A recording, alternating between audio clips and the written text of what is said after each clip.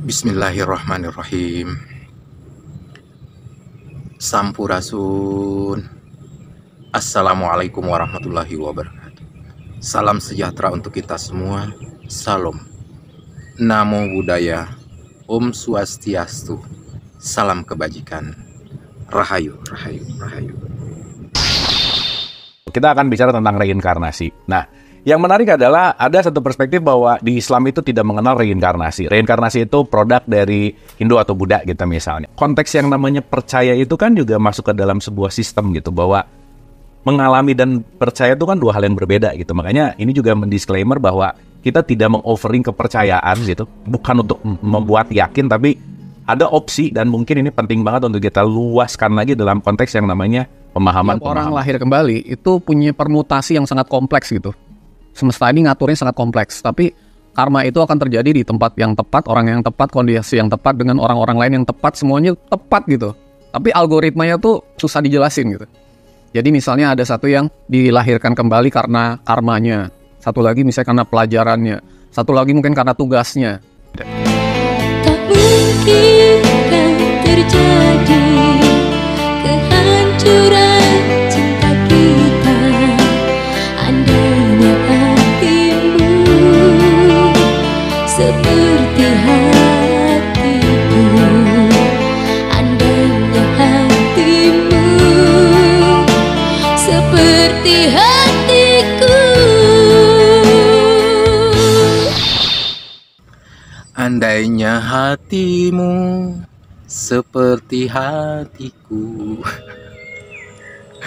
Oke, jumpa lagi saya Umar Hamzah di channel YouTube Anak Alam. Tadi kita sudah saksikan video, cuplikan video tadi tentang reinkarnasi. Tadi tiga fakir.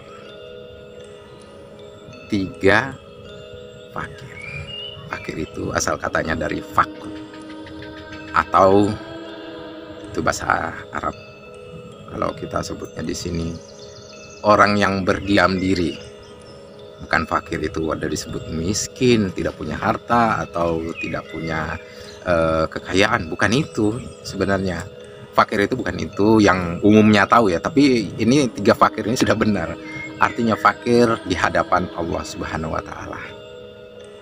Tidak punya apa-apa, tidak punya kekayaan, tidak punya harta benda dan segala macamnya, tidak punya ilmu dan tidak punya pengetahuan di hadapan Allah.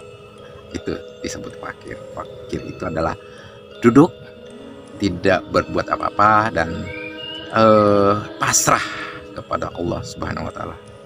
Pasrah, memasrahkan diri, itu disebut fakir atau fakir. Nah, berbicara tentang reinkarnasi tadi, di akhir video ada Reza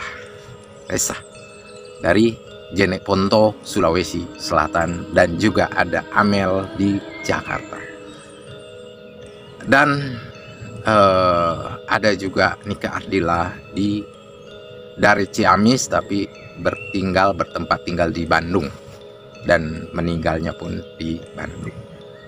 Artinya takdir, meninggal di Bandung. Nah, berkaitan dengan reinkarnasi tadi adalah semua atas tugas. Apa yang disampaikan tiga fakir tadi, semua berdasarkan tugas. Reinkarnasi artinya pengulangan hidup. Pengulangan hidup itu dahulunya pernah hidup. Dahulu pernah hidup, kemudian ketika tugasnya sudah dinyatakan selesai di muka bumi ini, maka dia dipanggil kembali ke alam sana.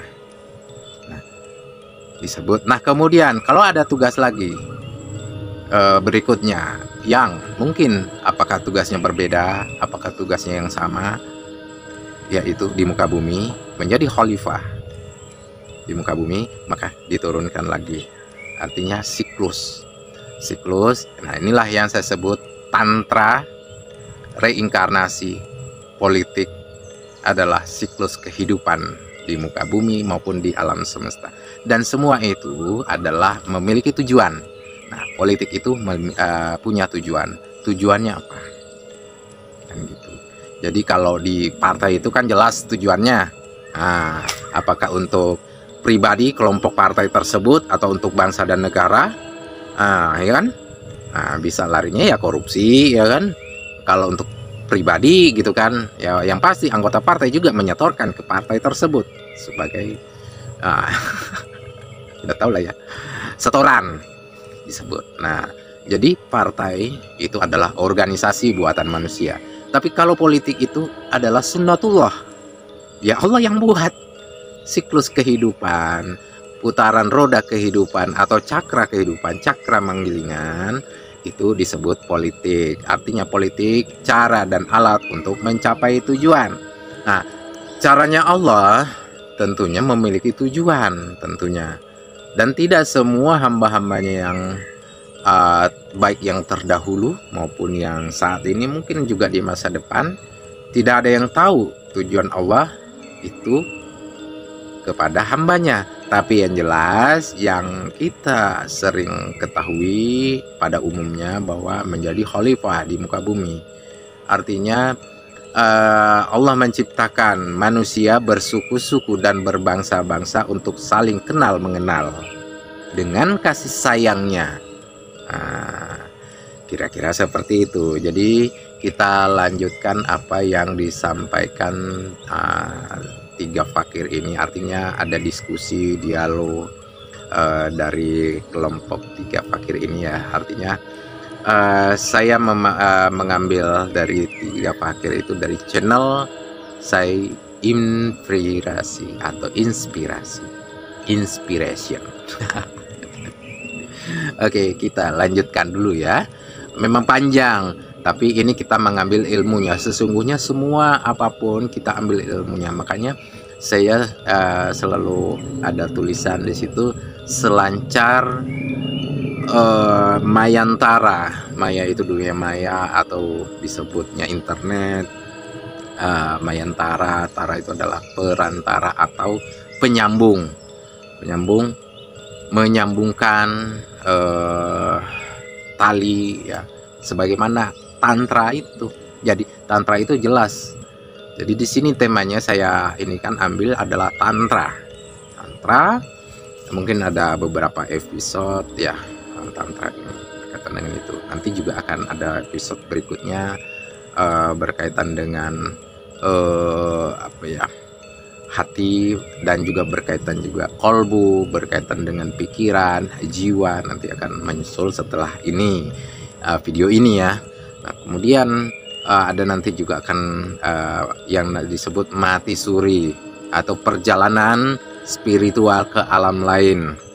Ya, itu banyak orang yang sudah Allah panggil untuk melihat-lihat di alam sana, dan mereka menceritakan pengalamannya di alam sana ya. Nah, untuk itu mari kita saksikan dulu video berikut ini dari channel Say Inspiration Blaypotan.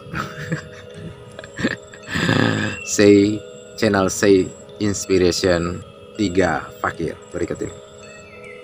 Kita akan bicara tentang reinkarnasi. Nah, yang menarik adalah ada satu perspektif bahwa di Islam itu tidak mengenal reinkarnasi. Reinkarnasi itu produk dari Hindu atau Buddha gitu misalnya. Pun ini memiliki sudut pandang yang sangat luas sekali, dan harapannya adalah mungkin kita penting untuk mengosongkan dulu. Setidaknya kita tahu dulu knowledge-nya.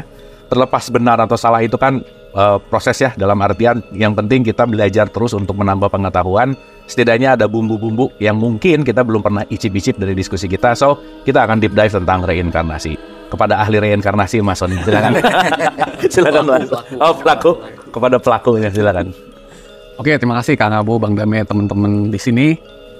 Saya mengucapkan terima kasih buat teman-teman yang hadir di sini untuk bisa membersamai kita belajar sama-sama. Nggak ada guru, nggak ada murid ya. Untuk bisa sama-sama diskusi, belajar. Dan juga teman-teman yang ada di rumah. Ini format baru membuat kita antusias untuk menjalani pelajaran bersama secara lebih interaktif gitu ya. Nah, reinkarnasi ini sudah pernah kita bahas di 3 fakir sebelumnya, ada 20 episode nggak salah.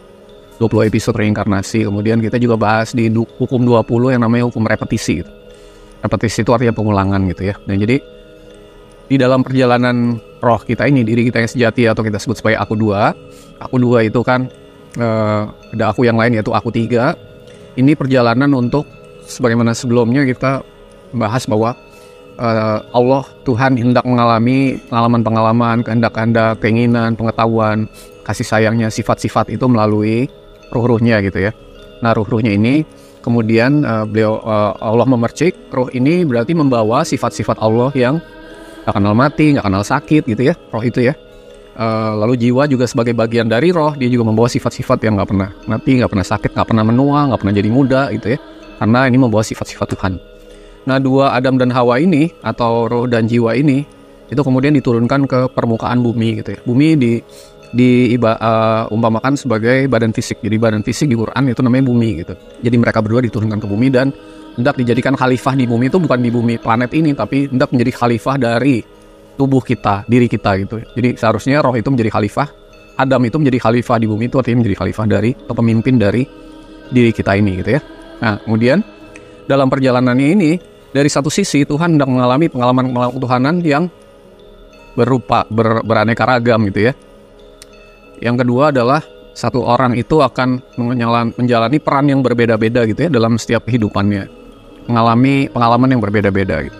Sehingga dua ini diberikan fasilitas aku 4 yaitu tubuh fisik untuk menjadi kendaraan quote-unquote dalam perjalanan dia hidup di alam semesta ini gitu. Nah tubuh fisik inilah yang mengenal sakit, mengenal mati, mengenal tua gitu ya, mengenal memudar dan sebagainya. Roh dan jiwa adalah penumpangnya gitu. Lalu kemudian kendaraannya adalah badan fisik ini. Badan fisik ini itu kalau satu waktu tertentu dia mengenal kata expired, dia udah berakhir, maka itu harus ada kematian gitu. Berarti akhir hidup di episode itu dengan pengalaman dan peran seperti itu gitu ya. Tapi karena roh dan jiwa itu tidak kenal mati, maka dia akan mengalami proses setelahnya di antara kematian. Lalu pada saat dia harus menjalani hidup kembali, dia akan diberikan kendaraan aku 4 yang baru gitu. Kalau di dalam ini namanya reinkarnasi. Kalau di istilah bahasa Arabnya itu takamus atau tanasuk gitu. Takamus artinya ganti baju, changing of shirt, jadi ganti baju gitu, ganti tubuh fisik. Tanasuk itu artinya proses masuknya ruh ke dalam kendaraan yang baru gitu ya. Jadi mengalami proses repetisi, pengulangan gitu ya. Dan pengulangan ini mempunyai fungsi macam-macam. Pertama tadi pengalaman Tuhan yang hendak dialami berbeda-beda. Bayangin kalau hidup kita itu cuma menjalani peran yang sama lama gitu. Pengalamannya cuma itu aja gitu. Tapi dengan adanya kita dijadikan bersuku-suku, berbangsa-bangsa. Kalau di 4913 untuk ta'aruf gitu. Ta'aruf yang paling benar adalah mengalami menjadi suku yang berbeda-beda gitu. Bangsa yang berbeda-beda. Jadi saya ta'aruf gitu. Bukan ta'aruf, bukan kenalan yuk, bukan. Tapi mengalami jadi suku macam-macam, bangsa macam-macam, mengenal gitu. Di dalam prosesnya ini namanya hukumnya reinkarnasi dan pengulangan. Nah, pengulangan ini menjelaskan banyak hal yang sebelumnya nggak bisa dijelaskan. Misalnya sebagai contoh, kok orang nasibnya beda-beda, kok orang bakatnya beda-beda.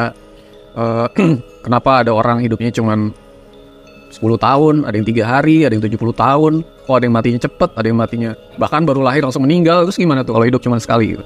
Menjelaskan banyak hal yang bisa dijelaskan yang sebelumnya ketika kita belum sadar mengenai makna kebangkitan atau reinkarnasi atau kiamat, tinggal kiamat 1 itu ya, proses hancurnya tubuh dan diberikan tubuh yang baru itu jadi tidak bisa dijelaskan. Dan bisa membongkar dogma-dogma yang sebelumnya itu kita pegang erat dan menjadi dogma yang mengikat gitu. Kalau bicara tentang bahwa ajaran ini adalah ajaran yang kelihatannya apa tadi Kang Abu bilang? Tabu, tidak dikenal ya. Di Islam kan? Di Islam, padahal di Islam itu justru ketika awal-awal Nabi Muhammad mengajarkan tentang ini, orang-orang kafir itu, orang-orang jahiliyah itu mempertanyakan gitu. Coba dibuka tuh 4524 ya nanti ya. 23 35 sampai 40, 16 38, 34 ayat 7, 44 35, 6 29 itu pertanyaan dari orang-orang yang Nabi Muhammad menyatakan gini, lalu mereka menanyakan lagi, apakah benar kalau saya udah mati saya dibangkitkan menjadi makhluk yang baru gitu. Itu kan pertanyaan orang. Kenapa ada pertanyaan itu? Karena ada yang menjelaskan gitu. Dan ada resistensi berarti Ada kan? resistensi gitu. Sampai sekarang kan berarti kan. Itu terjadi kan gitu. Banyak sekali ayat di Quran yang tidak terhapus mengajarkan tentang ini gitu. Dan bukan cuma di Quran, di Injil juga. Di Yohanes 3 ayat 1 itu ketika Yesus bertemu Nikodemus, dia juga menjelaskan tentang reinkarnasi gitu. Kelahiran kembali, dilahirkan kembali katanya, sebagai roh dan air misalnya. Jadi sebenarnya semua itu udah dijelaskan di kitab suci, tapi kitanya karena alasan politik, ya ini alasannya lebih ke politik sih. Saya pernah jelasin di 3 fakir sebelumnya itu kalau di Kristen karena ada Sin Theodora itu kan yang memutus aliran reinkarnasi, lalu di Islam karena dibanding raja-raja tuh intinya nggak mau ada ajaran ini gitu. Raja-raja zaman dulu tuh nggak mau karena kalau dia zalim kepada rakyat dia akan lahir lagi jadi pengemis segala macam. Jadi membuat kita tuh jadi equal kan, nggak ada kasta gitu. Nah itu banyak yang nggak mau, jadi ditutup gitu. Lalu kemudian di Quran juga dibilang ketika kamu hidup dan aku mengulanginya kembali, ada kata-kata jelas gitu kan, mengulanginya kembali itu di 29:19, 10:34, 27:64 gitu. Mengulanginya kembali itu artinya repetition kan, sesuatu diulang tuh berarti pertama bisa sama atau belum lulus gitu. Sehingga kita tuh sebenarnya nggak bisa menyangkal bahwa ayat-ayatnya masih ada, kata-katanya jelas, dihidupkan dimatikan di 228 misalnya, lalu kemudian di 19:15-33 dihidupkan dimatikan dan dibangkitkan lahir kembali gitu kan. Ada kata-kata dibangkitkan lahir kembali, itu apa maksudnya gitu. Jadi secara tekstual belum hilang, secara logis ini sangat masuk akal gitu. Tapi memang masuk akal yang mana dulu? Kalau akal di akal otak kita tuh baru ada setelah kita lahir kan. Jadi kalau otak kita ditanya, kamu pernah reinkarnasi nggak? Ya belum, karena kan otaknya baru ada sejak bayi gitu. Kayak di 1670 tuh dijadikan bayi lagi yang paling lemah supaya kamu tidak tahu apa-apa sebelumnya gitu. Tapi kalau kita naik ke kesadaran lebih tinggi di level jiwa dan roh, kita bisa menyadari kembali bahwa reinkarnasi atau kelahiran kembali sebagai hukum pengulangan itu sesuatu yang secara hakikat itu bisa dilihat dasar kitabnya dan alasan-alasannya, dan bisa menjelaskan banyak hal gitu dan masuk akal gitu. Mungkin itu aja, karena kan saya juga udah bahas 20 episode ya Kang Abu. Oke, kira-kira itu. Wah, seru sih. Kalau urusan ini kayaknya udah langsung pada punya pertanyaan kayaknya. Iya. Langsung. Kan pertanyaan yang umum tuh gini Mas Ani, rata-rata ya, kamu percaya nggak gitu. Nah, kita tahu bahwa percaya itu kan sebuah apa ya, konteks yang namanya percaya itu kan juga masuk ke dalam sebuah sistem gitu, bahwa mengalami dan percaya itu kan dua hal yang berbeda gitu. Makanya ini juga mendisklaimer bahwa kita tidak meng-offering kepercayaan gitu, bukan untuk membuat yakin, tapi ada opsi, dan mungkin ini penting banget untuk kita luaskan lagi dalam konteks yang namanya pemahaman gitu. Nah, oleh karena itu kita akan berdiskusi, dan mungkin kita langsung bertanya aja ya Bang Damai ya. Boleh. Bang Damai mau nyampein Atau dulu? boleh dikit aja. Silakan. Jadi mau percaya atau tidak reinkarnasi ini, itu sama seperti hukum gravitasi. Ini kan hukum gravitasi, saya nggak percaya hukum gravitasi, ya tetap aja ini berlaku. Ya. Ada atau tidak, tafsir di teks itu ada jelas. Kalau Hindu, Buddha ada jelas. Yang agak sentimental ini kan di Islam banyak orang nggak berpikir begitu. Mau dia percaya atau tidak, ini tetap berlaku. Kalau saya terus terang dari awal itu logiknya aja. Nah, hanya saya selalu membawa, kalau kamu belum bisa memahami reinkarnasi setelah tubuhmu ini berakhir, aku 4, ya setidaknya kamu bisa paham dirimu yang waktu SMA masih suka nongol lagi, padahal kamu udah umurnya 70 gitu. Dirimu yang waktu SD, ya sifat-sifatnya kan, aku 3 itu kan di situ ada marahnya, kita masih ada memori, itu masih ke bawah gitu loh. Nah sekarang kalau kamu masih benci sama orang, ini benci sama orang nih, nggak lepas-lepas, tubuhmu udah berakhir, ini kan si bencinya itu masih bergentayangan. Karena nanti dia kemana, nah itu yang perlu naik lagi kepada aku 2 dan 1, supaya tidak hanya mempercayai, tidak hanya memahami, tapi ya saya mengalami sih berkali-kali. Kalau Mas Sony kan berkali-kali ngalamin gitu. Berdasarkan pengalaman subjektif. Atau begini juga Mas Sony, kenapa ya Nabi Muhammad tahu cerita Nabi Ibrahim, Nabi Isa, Nabi Musa, jangan-jangan nanti bisa. Dan kata-katanya Iya. Olah, jadi ingatlah gitu. Bang Damai ingat waktu itu kita pernah jalan ke Palembang. Iya betul, ingat dong. Kenapa ingat? Karena kita ngalamin. Nah, gitu. Cuman periodenya di saat ini gitu ya. Kang Abu, coba deh Kang Abu baca 2 ayat aja boleh nggak? Boleh dong. Oke. Boleh banget. Supaya kita tuh bahwa di Quran tuh ada loh, saya ulang lagi ya. Memang sih. Berapa Mas yang mana? 79, 10 sampai 14. Oke. 79 ayat 10 An-Nazi'at. Orang-orang kafir berkata, apakah kita benar-benar akan dikembalikan kepada kehidupan yang semula? Apakah akan dibangkitkan juga apabila kita telah menjadi tulang belulang yang hancur? Kenapa ada pertanyaan itu sih oleh orang-orang kafir? Kalau Nabi Muhammad nggak nyampein, pertanyaan itu nggak akan pernah ada loh. Betul. Maka dia bertanya, bener nggak nih? Gitu kan? Coba, lu nanya ke Nabi Muhammad kan? Betul. Mereka berkata, kalau demikian itu adalah suatu pengembalian yang merugikan. Maka pengembalian itu hanyalah dengan sekali tiupan saja. Tiupan apa tuh tadi? Coba 32 ayat 9 dulu. Oh iya, ditiupkan ruh itu ya. Nah, Ya.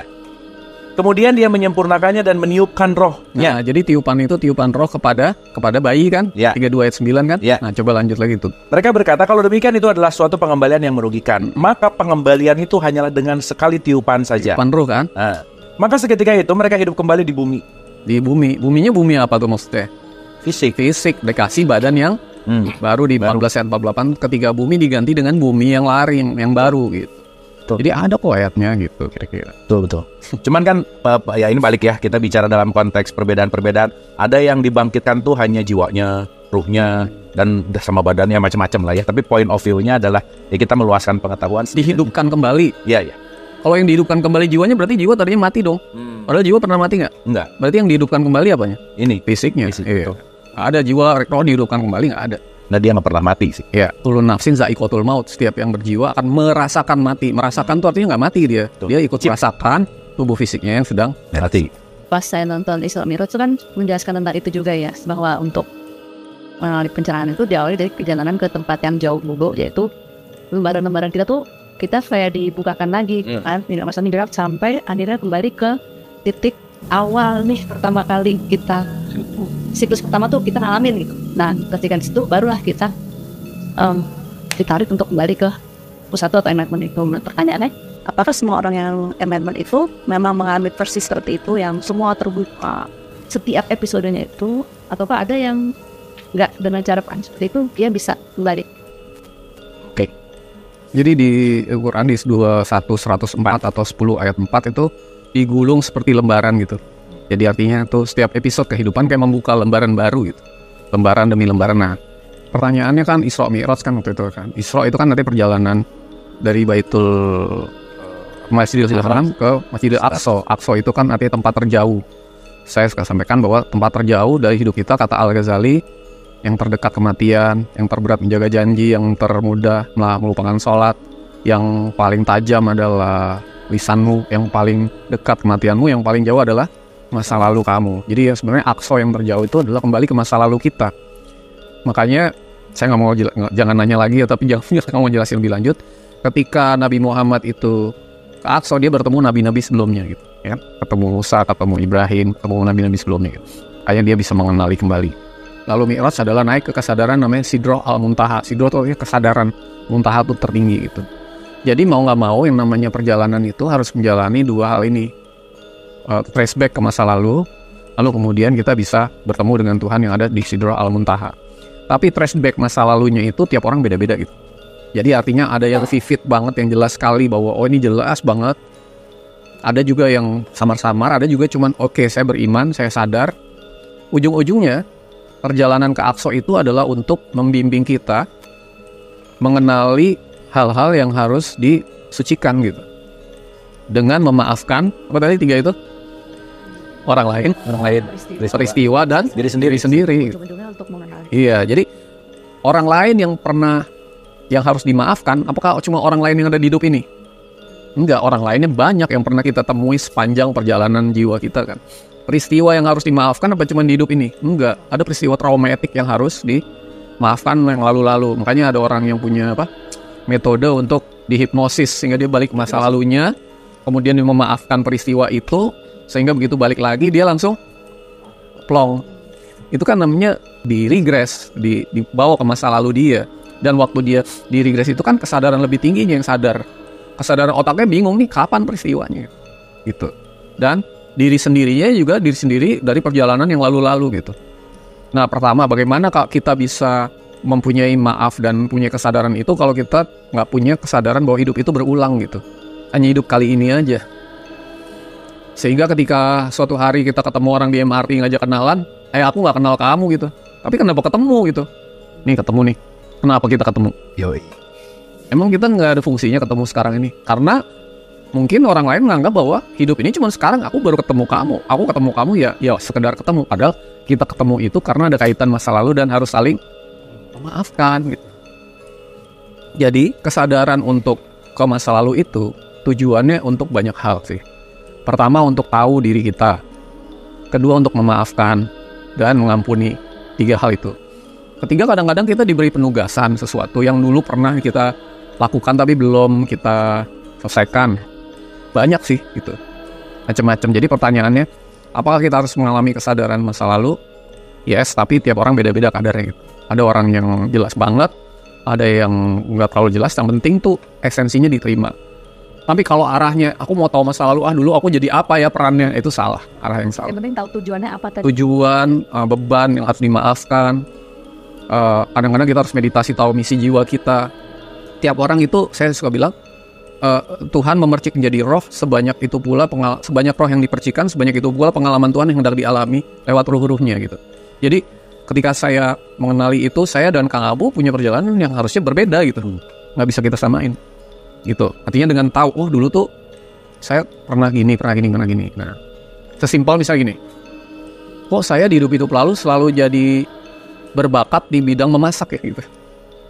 Lalu hari ini saya belajar matematik gitu, nyambung nggak? Nggak berbakat saya matematik sebenarnya gitu. Tapi kalau diajarin masak nih, wah saya langsung jago gitu. Karena di hidup lalu kok pernah jadi chef berkali-kali gitu misalnya. Akhirnya saya udah tahu tuh masa lalu saya, wah saya emang ini misi saya ini gitu. Jadi banyak hal yang bisa didapat manfaatnya ketika kita bisa mengalami pengalaman-pengalaman sebelumnya. Tapi kalau belum mengalami pengalaman itu, bukan berarti kita nggak bisa memaafkan orang, nggak bisa tahu tugas dan sebagainya sih. Tapi tenang aja, suatu saat nanti semua akan pernah ngalamin ini sih. Yang penting jangan menutup diri atas suatu hal yang baru gitu. Bahwa ini suatu konsep yang jangan ditolak dulu, tapi juga nggak usah dipercaya amat kalau bagi yang belum mau gitu. Yeah. Karena orang yang percaya dan nggak percaya itu punya kelemahan yang sama, yaitu dua-duanya belum ngalamin gitu. Yang percaya nggak ngalamin, yang belum percaya juga nggak ngalamin. Jadi berhentilah percaya pada sesuatu dan alami aja sendiri. Kira-kira gitu. Sony sedikit.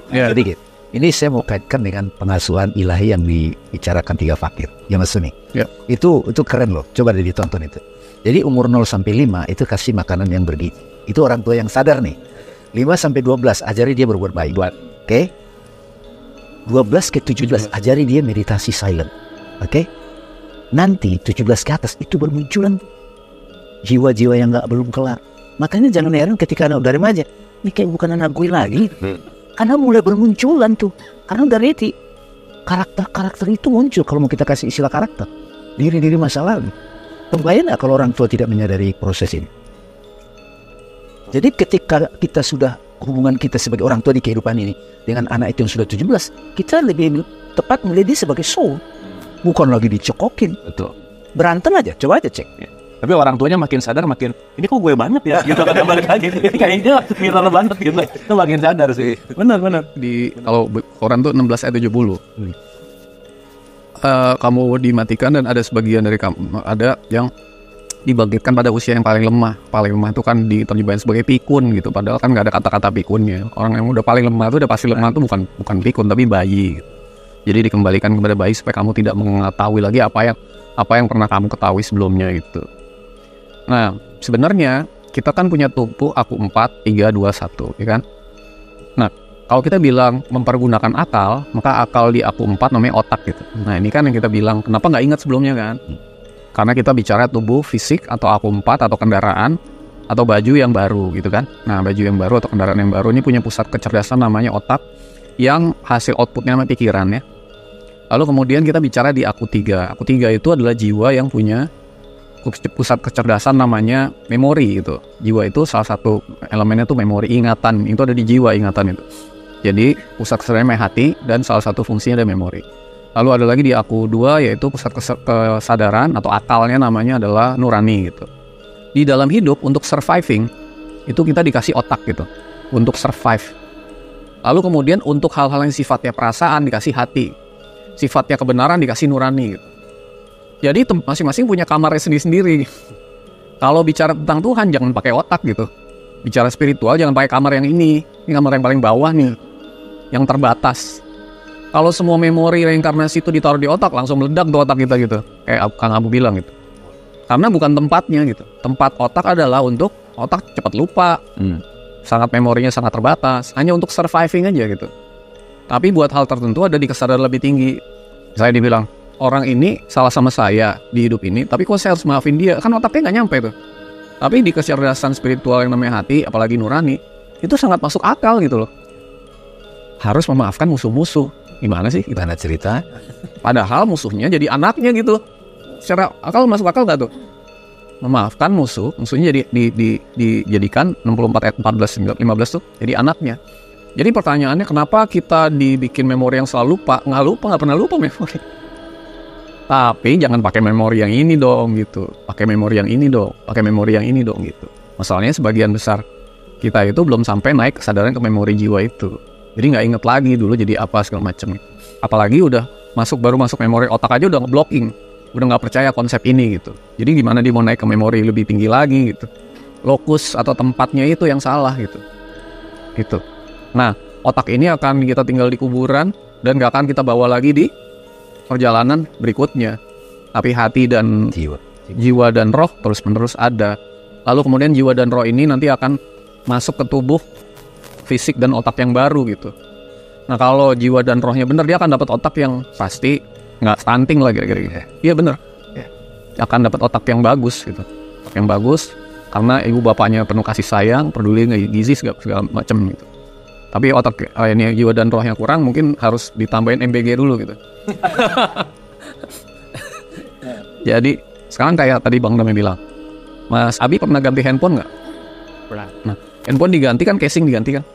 Gitu, handphone diganti, programnya pindah ke handphone yang baru? Pindah. Pindahnya lanjut kan berarti kan? Tapi handphonenya kan programnya pindah. Tapi waktu handphone yang lama ditransfer ke yang baru, Mas Abi bisa nggak mentransfer program ke yang baru sebelum handphone yang baru dibeli? Nggak bisa kan? Berarti handphone yang baru harus beli dulu dong, ada dulu dong, baru pindah kan? Kalau nggak mau dipindah kemana? Betul. Si program ini waktu dipindah, ya langsung pindah 100% apa bertahap? Bertahap. Makanya nggak mungkin anak bayi blok langsung pindah blok gitu. Bertahap dia sampai dewasa gitu, sampai akhirnya pindah ke yang baru ini. Makanya ketika dia dewasa di surat 12 ayat 22 1084 itu ketika dia dewasa 2814 dia akan diberikan hikmah lah sesudah dewasa usianya gitu. Jadi nggak bisa ujuk-ujuk. Makanya anak kecil jangan diajarin ini dulu, disiapin dulu gitu. Karena dia bertahap sampai akhirnya dia pindah gitu. Ya kan? Nah, kan nggak ngulang lagi dari awal kan? Iya. Nah, tapi si handphone ini kapasitasnya misalnya taruhlah 512 nih. Bisa nggak dinaikin kapasitasnya tapi nggak di sini? Kita harus bayar apa? Cloud. Cloud itu bisa nggak terbatas nggak? Nah, itu roh gitu. Nggak ada di sini, tapi di sesuatu yang nggak terbatas gitu. Tapi bisa dipakai nggak? Bisa gitu. Makanya di aku satu itu, kedua, kita bisa dapat kesadaran yang kita belum dapat sebelumnya, yang ada di tahu di mana gitu. Gitu. Nah, nanti kalau handphone ini udah lama-lama, masa nggak kena rusak kan harus rusak kan? Ada masa expirednya. Tuh. Oke, Mbak Bem tadi kayaknya kelihatan mau ada sesuatu. Silakan. Ya, ada yang mau ditanyakan. Jadi walaupun misalnya seseorang nih, dia pas di masa kehidupannya bagian yang nggak percaya reinkarnasi. Pada saat dia meninggal fisiknya, kan itu nggak langsung lahir lagi kan, bisa setahun, bisa 3 tahun, bisa 500 tahun, kita nggak tahu. Nah pas lagi di sana itu kan bicaranya roh ya, roh dan jiwa. Di sana dia benar paham kan kalau reinkarnasi itu ada dan terjadi gitu, itu satu. Ya walaupun nanti lahir lagi dia masih masuk bagian yang nggak percaya gitu kan. Itu satu. Terus yang kedua, kalau kita ibaratkan kayak pohon rindang gitu, yang ketemu lun lagi itu kan katakan yang satu branch gitu ya, yang satu cabangnya kita ini ketemu mungkin dulunya udah satu cabang sini, ketemunya dia lagi gitu, karena masih banyak PR juga. Tapi kalau ada statement yang kita di saat lagi mati kita bisa memilih kita mau lahir di mana. Nah kalau tiap orang satu branch tadi, ada yang mau lahir di Jepang, ada yang mau lahir bahkan di Mars gitu, ada yang mau lahir, dia belum bayar DPR dong sama orang-orang tersebut pada berserakan gitu. Itu gimana tuh? Oke, jadi yang pertama tuh perpindahan yang nggak percaya, yang kedua memilih untuk lahir di mana, itu ya kira-kira ya. Oke, silakan Mas Andi. Iya, jadi saya nggak bisa jawab nih. Jadi pertama orang mau percaya nggak percaya, kata Bang Dame bilang itu bahwa itu akan pasti terjadi. Jadi proses itu akan terjadi. Yang bilang nggak percaya kan otaknya. Dan sebenarnya itu dialami. Jadi banyak orang nggak percaya tapi ngalamin loh. Mengalami tapi belum ada kepercayaan. Misalnya gini. Tapi ketika ditanya misalnya, kenapa ya ada orang hidup satu susah, satu penuh dengan kesulitan, satu penuh dengan kemudahan atau kesejahteraan, itu takdir Allah katanya gitu. Jadi banyak hal-hal yang meskipun dengan kepercayaan itu dia tidak bisa menjelaskan banyak hal dalam hidup ini. Nah jadi mau percaya mau enggak, itu semua proses akan dialami sama. Mau yang percaya mau enggak, itu akan mengalami proses yang sama. Makanya dibilang akan menghadap pada mahsyar, itu artinya bukan lapangan tapi suatu sistem yang sama gitu buat semua orang. Nggak dibedakan satu sama yang lain. Jadi akan ngalamin hal yang sama. Bahwa ada yang misalnya mengalami proses di antara kematian itu singkat sehari, ada yang 50 tahun gitu. Itu bukan berarti prosesnya berbeda, tetapi tingkat kepasrahan dari masing-masing roh itu beda-beda. Ada yang misalnya, sebagai contoh misalnya kan di 3 fakir kita jelasin mengenai bumi dan langit, yaitu jasad fisik bumi, langit itu adalah non-fisik. Mengalami itu adalah instrumen, mengalami realitas yang namanya dunia dan akhirat. Yang bagus dunia akhiratnya, realitas yang bagus namanya surga, yang buruk namanya neraka. Ketika orang mati, lalu badan buminya hilang, dunianya harusnya dilepas, ditinggalkan, dipasrahkan, di cut off. Yang dihadapi waktu mati hanya akhiratnya aja. Tapi dunianya bisa nyangkut kan? Ya. Yang disebut barzah, alam nyangkut itu. Jadi sebenarnya dunianya udah selesai tapi ke bawah-bawah gitu. Jadi dia masih mikirin anaknya, istrinya, hidupnya dan sebagainya. Ini bisa panjang proses nyangkutnya nih, barzahnya bisa panjang nih. Ada pengadilannya gitu. Sistem. Bisa panjang sekali, tergantung dengan kepasrahan tiap-tiap orang gitu. Tapi juga bisa singkat gitu. Tapi akan mengalami proses yang sama gitu. Kira-kira gitu. Jadi yang tadi Pamela bilang bisa setahun, bisa ada yang 100 tahun kalau di Al-Quran surat 259 misalnya itu bisa 100 tahun. Bisa juga singkat, bisa juga pengembalian itu dengan sekali tepukan aja kalau Al-Quran, jadi cepat gitu. Bisa tergantung. Setiap orang lahir kembali itu punya permutasi yang sangat kompleks gitu. Semesta ini ngaturnya sangat kompleks, tapi karma itu akan terjadi di tempat yang tepat, orang yang tepat, kondisi yang tepat, dengan orang-orang lain yang tepat, semuanya tepat gitu. Tapi algoritmanya tuh susah dijelasin gitu. Jadi misalnya ada satu yang dilahirkan kembali karena karmanya, satu lagi misalnya karena pelajarannya, satu lagi mungkin karena tugasnya, satu lagi orang yang bisa mendrive hidupnya sendiri. Jadi dia udah punya kesadaran di aku satu sampai dia bisa nentuin jalurnya sendiri gitu. Jadi semua variabel-variabel yang tadinya eksternal itu jadi internal. Dari tadinya uncontrollable becoming all controllable gitu. Karena dia udah bisa ngatur path-nya sendiri. Dia nggak terikat oleh ikatan karma apa tugas gelapnya. Dia bisa ngatur sendiri. Nggak semua orang bisa begitu. Jadi orang-orang yang sudah sampai ke kesadaran aku satu lah yang bisa menentukan, oh abis ini saya maunya lahir di sini dan sebagainya. Karena dia udah tahu nih. Jadi meditasinya itu benar-benar udah dalam banget gitu. Bagi kebanyakan orang yang berlaku seperti di surat 56 ayat 88.1, dia akan dibangkitkan dengan kondisi yang dia tidak ketahui. Tapi ada orang-orang juga yang memang namanya juga udah di aku satu dan dia menentukan. Sebenarnya kan free will itu, kehendak bebas, itu ada di tiap tingkatan aku gitu. Ada orang yang punya free will di aku 4, free will di aku 3, free willnya di aku 2. Nah, di level aku 1 juga ada free will. Yang tiap-tiap kita beda-beda gitu. Misalnya Allah hendak mengendaki free will-nya Kang Abu, aku satunya Kang Abu itu mengendaki hidupnya begini gitu. Free will aku satu saya bisa beda loh. Misinya tuh tugasnya beda gitu. Pengalaman yang hendak dialami beda. Nah, jadi ada yang dikendalikan, ada yang mengendalikan gitu. Nggak semua orang bisa mengendalikan kelahiran kembali berikutnya. Cuma yang udah di aku satu. Ya, yang Ada sudah satu- bisa mengkontrol. Itunya. Kisah yang suka saya kutip tuh waktu kita bahas reinkarnasi. Kan dalam wawancara itu Dalai Lama pernah bilang, nanti aku mau lahir di India kan. Tiba-tiba dia udah ke aku satu dos. Belum tentu kan itu baru mau kan. Mau. Kejadian apa enggak kan? Iya. Who knows? Nggak ada yang tahu. Saya juga waktu kita diskusi apa namanya, ini kalau di tradisi Jawa kan ada ajaran Sesiti Jenar dan Sunan Kalijogo gitu. Kalau di ajaran Sesiti Jenar itu kan energi itu ada daya fisik ya, daya premana, ada pranawa. Ketika energi spiritual orang udah lebih tinggi, kalau di kita kan aku 2, aku 1 itu udah sering lebur. Nabi Muhammad kan pernah bilang kan, nanti akan ada kelahiran kebangkitan Ahmad Muhammad. Isa Isa akan turun gitu. Nah, jadi sebenarnya isyarat-isyarat itu ada gitu. Jadi semakin intens kita ke aku 2, aku 1, maka yang begitu terbuka kepada kita. Kalau sederhananya gini deh, Orang yang sudah intens di aku 2 aku 1, dia milih kerjaan gue apa gitu. Kalau aku 4 aku 3 kan, pokoknya yang penting dapat duit gitu. Kerjaan. Iya kan, simpelnya gitu. Kadang kita nggak bisa memilih saya mau tinggal di Bali misalnya, karena terlalu banyak tarikannya. Jadi ketika kita bisa power kita ngambil keputusan, saya mau punya keluarga begini, saya mau ke komunitas ini. Keluar dari WhatsApp grup aja susahnya minta ampun kadang-kadang. Ya kan? Keluar nggak ya kan ada begitu. Itu ada begitu karena masih belum intens di aku 2 dan aku 1 gitu.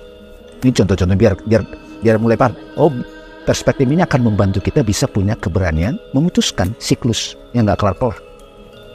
Tapi ada perspektif lagi gini, kalau pengaliran yang saya dapat, emang yang hidup siapa? Kan yang hidup itu dia aja, kan satu laut aja. Emang siapa yang hidup? Damai. Jadi ketika kita hidup itu dikendalikan oleh action yang kita produksi sendiri, maka akan melakukan karma, kan, konsekuensi untuk diri kita saat ini maupun yang akan datang. Berarti ketika kita berbuat, maka kita mendapat konsekuensi, dan konsekuensi ini akan membentuk nasib kita, hidup kita selanjutnya, betul nggak? Pertanyaannya adalah, kalau kita sudah sampai di aku 1 dan kita udah tidak melakukan perbuatan lagi, tapi Tuhan yang melakukan atas diri kita, berarti kita tidak dikendalikan oleh konsekuensi dari perbuatan kita sebelumnya gitu. Sehingga kita pada saat itu bisa terbebas dari pengaruh algoritma karma yang membentuk, yang permutasinya sangat kompleks dan membentuk hidup kita yang nanti, yang kita bilang akhirnya wallahu alam gitu, hanya Tuhan yang tahu, padahal enggak gitu juga. Tapi kita sebenarnya nggak tahu aja ada sistem di balik itu.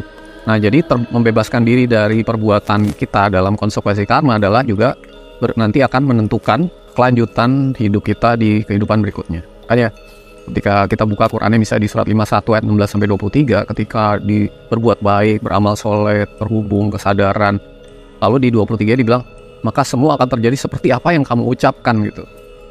Artinya ucapan kita akan kejadian, tapi ucapan kita yang di aku 1 gitu. Karena kehendak Tuhan lah yang pasti terjadi. Ya, gitu. Berarti kalau bebas karma belum tentu pulang seutuhnya kali ya, bisa balik gitu ya. Dalam bentuk penugasan. Jadi kayak di surat Yasin itu kan, Yasin wal Qur'anil Hakim, innaka laminal mursalin, itu artinya kamu dihidupkan kembali bukan dalam rangka penebusan karma, tapi dalam rangka penugasan. Dan itu juga terserah Tuhan, tapi Tuhan kan di aku 1, jadi kita tahu bentar lagi kayak akan ditugasin di mana lagi. Dan kalau udah ditugasin kan nggak boleh pilih-pilih ya. Biasanya kalau ditugasin di tempat yang daerah konflik atau daerah happy-happy, ya tergantung juga. Ya, jadi misi itu bisa dimeditasikan. Ketika kita meditasi khusus untuk itu, kita akan dibuka gitu, diingatkan kembali lebih tepatnya. Dan saya suka bilang kan ada ketika kita di aku 2 tuh ada malaikat namanya malaikat Israel, sering diterjemahkan sebagai pencabut nyawa gitu. Padahal bukan pencabut nyawa, dia itu emang nanti membantu kita mencabut nyawa, tapi di tengah-tengah itu dia ngingetin loh, dulu pernah janji ini gitu, pernah janji ini ya gitu, diingatkan sama dia gitu. Kamu pernah melakukan ini, janji ini, segala macam. Nah, lalu biasanya dikasih kemudahan sama Tuhan dengan memberikan tanda-tanda gitu. Ada tanda-tandanya dalam hidup ini. Oh, kayak Pamela gitu, harus belajar tentang ilmu metafisika gitu misalnya kan. Nah, itu dikasih jalannya gitu. Nah, tinggal kita mencocokkan antara ini misi gue beneran atau apa ya, kok ada undangan dalam hidup saya atau pengarahan ke arah itu gitu misalnya. Tapi misi orang yang paling terutama yaitu membuka, mengarahkan, menghubungkan seluruh keberadaan dirinya kepada Tuhan. Itu misinya pasti itu gitu, melalui banyak tugas-tugas yang setiap orang beda-beda. Yang penting bukan misi, Bang. Mantap, terima kasih. Nah, hidup itu penuh dengan misi. Jadi misi kita manusia diturunkan ke bumi atau dilahirkan kembali disebut reinkarnasi. Itu tentu ada tujuannya. Ya, tujuannya tentu dalam hal ini kalau orang yang sudah merasa dalam pengertian mengerti tugasnya, bahwa ini adalah tugasnya dari Allah, ya suka tidak suka, senang tidak senang, ya harus jalani, ya kan? Namanya perintah Sang Cipta, siapa yang bisa menolak, ya kan? Tugasmu di sana, tugasmu di situ, tugasmu di sini. Nah, negara mana kamu nih, mau dilahirkan di mana? Mau orang bule, mau orang China, mau orang mana, orang Heglo. Nah, itu. Jadi dia sudah mengerti dan tahu akan tugasnya seperti apa. Jadi Itulah dasar dari disebut politik. Nah, politik yang sebenarnya kalau kita mau belajar itu ada di keluarga. Keluarga seperti apa? Ini ada umpamanya politik antar keluarga.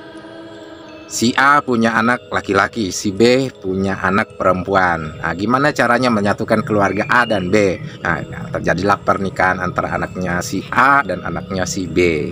Nah, dari situ turun, jadilah kedua belah pihak terjadi perkawinan dan punya anak. Dari anak ini kemudian membentuk lagi keluarga berikutnya. Dari yang tadinya satu jadi dua, kemudian ini beranak pinak. Jadilah suku-suku, ya kan, kalau di pedesaan. Dari suku-suku menjadilah namanya sebuah komunitas. Di lingkungan situ jadilah sebuah bangsa yang kita kenal kemerdekaan bangsa. Nah, seperti itu kira-kira. Jadi politik itu bukan ciptaan manusia, tapi sudah menjadi sunnatullah yang Allah sudah tetapkan di muka bumi, di alam semesta dari kahyangan sana. Atau kalau kita kenal umum, di langit ke-7, turun ke langit ke-6, terus ke bawah sampai ke bumi. Seperti itu. Dan itu semua adalah disebut tantra.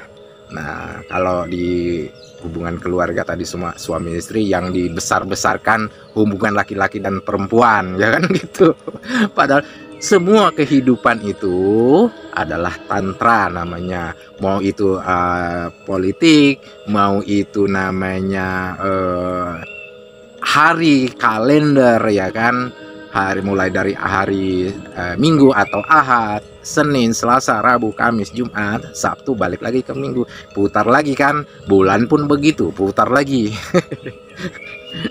Nah, seperti itu. Jadi apa yang disampaikan tiga fakir ini, Mas Sony Wicaksono itu benar adanya, tapi memang seperti itu.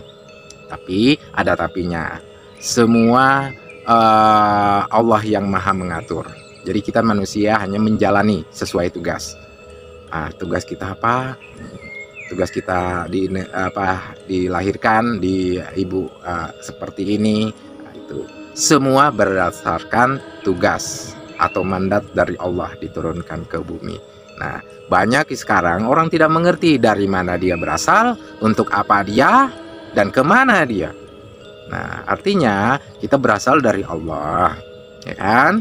Kita berasal dari Allah, kemudian turun ke bumi untuk mengelola bumi, ya kan? Memayu hayuning bawono, beranak pinak dan segala macamnya untuk generasi ke generasi, dari generasi sekarang ke generasi berikutnya. Nah, kemudian dari kita mengabdi ini kepada Allah, baru kembali kepada Allah lagi. Nah, banyak orang maunya kembali surga. Jadi alat surga ini jadi alat jualan. Oh, maunya ke surga. Padahal surga itu juga makhluk kan? Makhluk yang diciptakan. Artinya cuman mau kembali ke makhluk. Coba kalau tahu hidupnya dari Allah, kembali kepada Allah. Nah, artinya Allah maha suci. Kalau tidak suci tidak mungkin kembali ke sana. Jadi kita harus suci dulu. Dengan cara apa suci? Ya harus fakir di hadapan Allah. Tidak ada daya dan upaya, hanya Allah. La haula wa quwata illa billah. Itu. Nah, oke.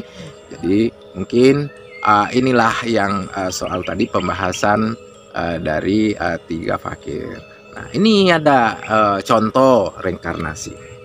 Tadi kita sudah lihat. Reza di Jeneponto, Sulawesi Selatan. Lahir tahun 2002.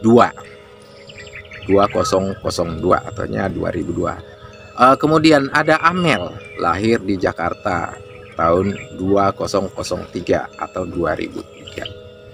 Nah, Nika Ardila lahir 1975. Nah, ini jadi setelah Nika Ardila lahir, ya kan, lahir Nika Ardila 1975, kemudian dinyatakan kembali ke alam, artinya Allah memanggil dengan takdir nikardila. Kemudian itu di tahun 1995, ya kan? 1995 nikardila dipanggil. Nah, kemudian balik lagi, Allah turunkan lagi melalui, artinya dengan penugasan nikardila dengan badan yang berbeda atau bumi ini fisik yang berbeda, satu dilahirkan, artinya pendaran cahaya nur.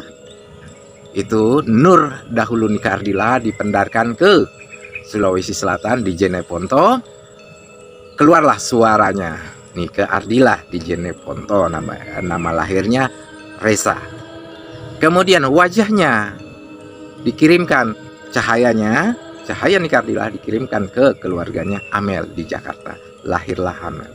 Jadi kalau ini disatukan antara Resa dengan Amel, kira-kira siapa yang jadi?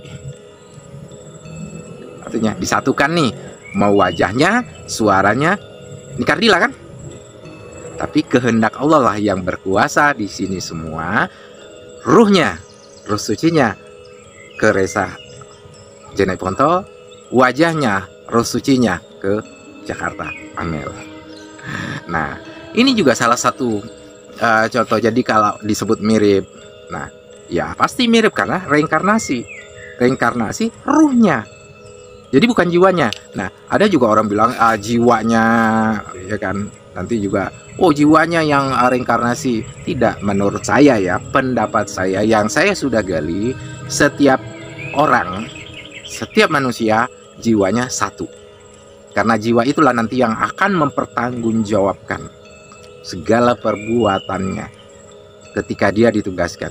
Artinya Allah menugaskan kita semua utuh, ya kan, ruh sucinya kembali kepada Allah dengan ditempatkan di suatu tempat di alam sana, kembali kepada Allah.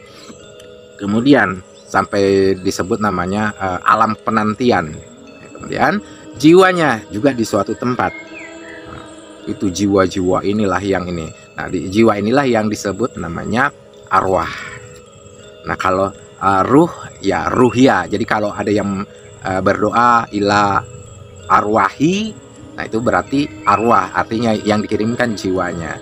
Kalau yang dikirimkan doa ila ruhi, siapa gitu kan, ila ruhi namanya, berarti ruhnya, ruh sucinya. Kita juga jangan lupa ada 9 ruh yang kita gunakan yang Allah.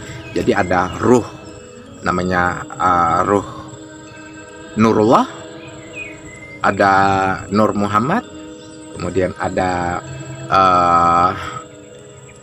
Nur Jiwa, ya kan? Nur Jiwa, ada Nur Tanah, ruh tanah ya, ruh tanah, ruh angin, ruh api, ruh air. Nah, itu dalam. Jadi ada ruh suci atau Rohul Kudus disebutnya. Nah, Rohul Kudus ini kembali kepada Allah karena semua miliknya. Semua milik Allah. Jadi yang akan mempertanggungjawabkan ini nanti adalah jiwanya. Jadi setiap manusia, walaupun ininya, jadi yang reinkarnasi itu adalah ruhnya, ruh sucinya, dan ruh tanah, ruh air, ruh udara, ya kan? Itu, dan ruh apinya disertai dengan jiwanya. Itu nanti jiwa inilah yang akan mempertanggungjawabkan. Jadi jiwa ini ada di alam sana, di alam kahyangan gitu. Makanya ada yang disebut arwah penasaran atau yang ini, itu jiwa. Nah, jiwa inilah yang penuh dengan nafsu. Jadi diselimuti yang disebut yuwaswisu, yang disebut juga nafs. Karena dari jiwa inilah kita bisa berkeinginan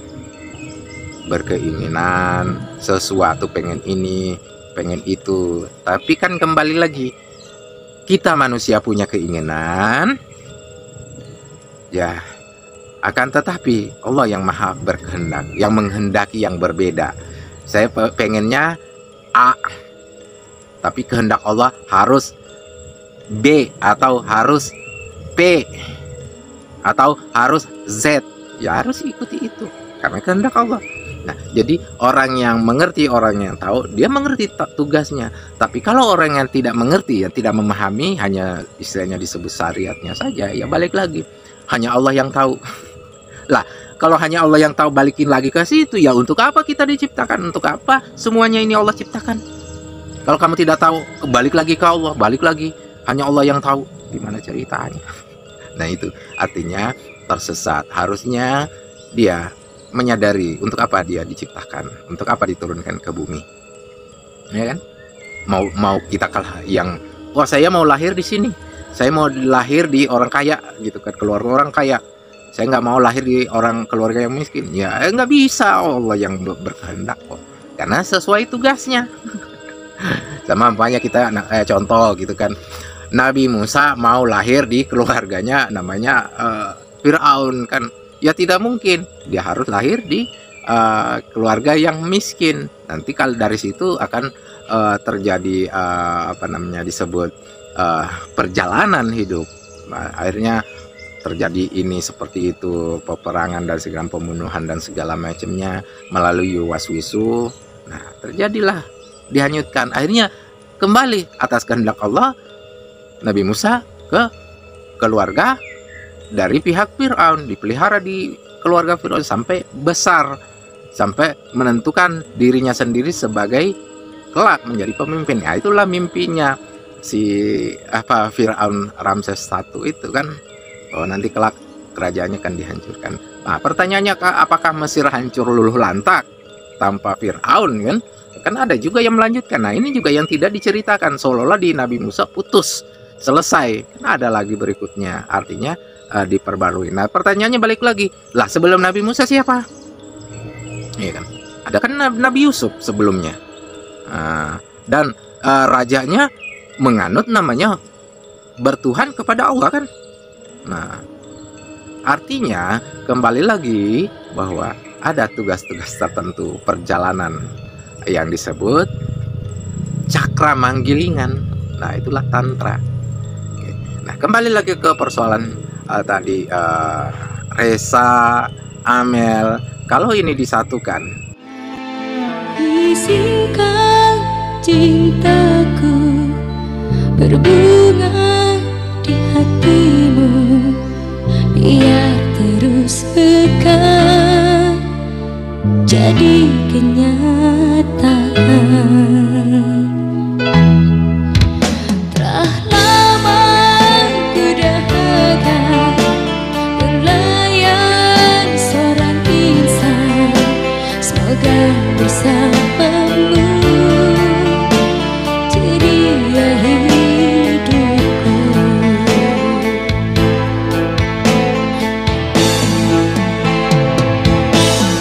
Ku tak akan bersuara walau dirimu kekurangan, hanya setiamu itu ku harapkan.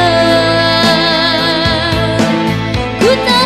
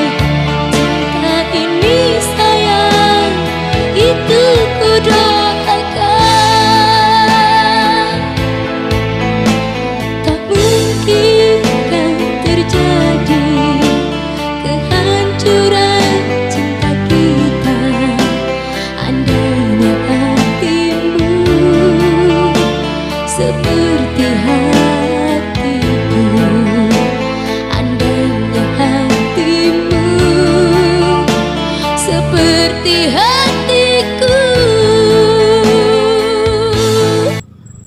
Jadilah siapa? Ya nikah Ardila. Ya kan? Nikah Ardila. Jadi suaranya ada di Reza, wajahnya ada di Amel. Jadi kalau kita mau ini sekuat apapun Amel mau menyanyi atau bersenandung menyamakan suara nikah Ardila, tidak akan bisa karena sudah ketentuan Allah seperti itu. Jadi para produser, para ini, harus nyanyi, ya nggak bisa, cuma orang dikasih ruh wajahnya doang. Nah begitupun Reza ini mau dipaksakan untuk dipoles jadi wajahnya nikah Ardila, nggak bisa karena ruh suaranya saja yang diberikan, yang Allah tetapkan demikian. Nah inilah yang disebut 3 fakir tadi itu, Mas Sony Wicaksono, bahwa semua atas tugas Allah turunkan kembali, reinkarnasi. Jadi semua itu adalah cakra manggilingan. Cakra manggilingan atau cakra yang selalu berputar, siklus yang berputar, planet mengitari, semua mengitari itu semua ya. Nah, seperti itu kira-kira. Ya, untuk penjelasan kali ini contoh daripada reinkarnasi itu bahwa ruhnya lah yang diturunkan kembali. Ya, itu sementara, nanti saya lanjutkan berikutnya nanti soal yang juga menyangkut tantra, reinkarnasi dan perjalanan politik, yaitu jiwa badan, yaitu juga dari channel Say Inspiration. Terima kasih. Wabillahi taufiq wal hidayah. Wassalamualaikum warahmatullahi